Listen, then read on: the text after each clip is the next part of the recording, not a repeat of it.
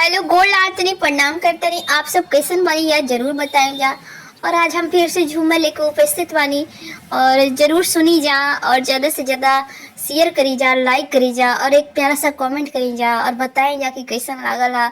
कुछ कमी बात तभी बताएं जा, आवाज़ कैसन लागल है, झूमर के झूमर में जो जो बा ऊ कैसन लागल है।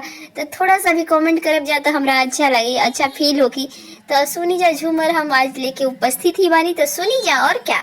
आरे हाय देखा हो, आरे हाय देखा हो, एगो लइका बोलावत। अरे हाय देखा हो, एगो लइका बोलावत। 1 किलो बोदी लेके गोदी में बोलावता। 1 किलो बोदी लेके गोदी में बोलावता। अरे हाय देखा हो, अरे हाय देखा हो, एगो लइका बोलावता।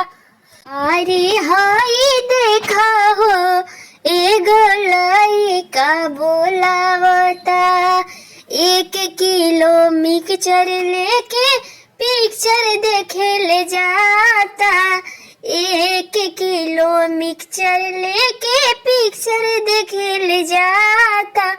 अरे हाय देखा हो, अरे हाय देखा हो, मिक्सचर खिया के पिक्चर दिखावता।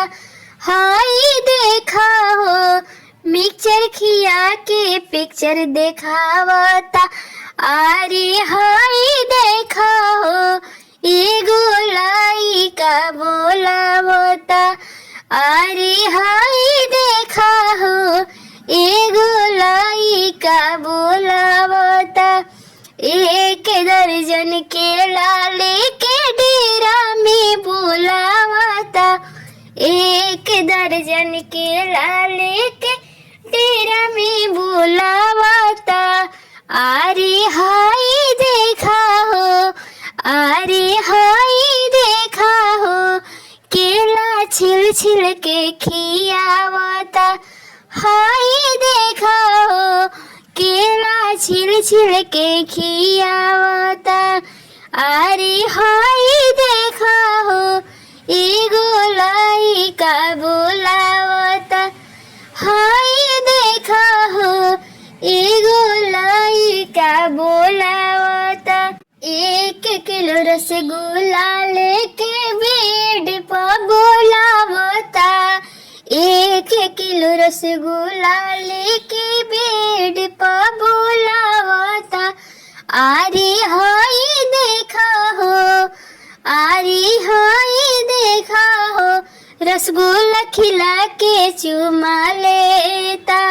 हाय देखा हो, रसगुल्ला खिया के चुमा लेता। अरे हाय देखा हो, एगो लइका बोलावता। हाय देखा हो, एगो लइका बोलावता। 1 किलो केला लेके डेरा में बोलावता। 1 दर्जन केला लेके डेरा में बोलावता। अरे हाय देखा हो, अरे हाय देखा हो, केला छिया के केला दिखावता। हाय देखा हो, केला खिया के खेला दिखावता।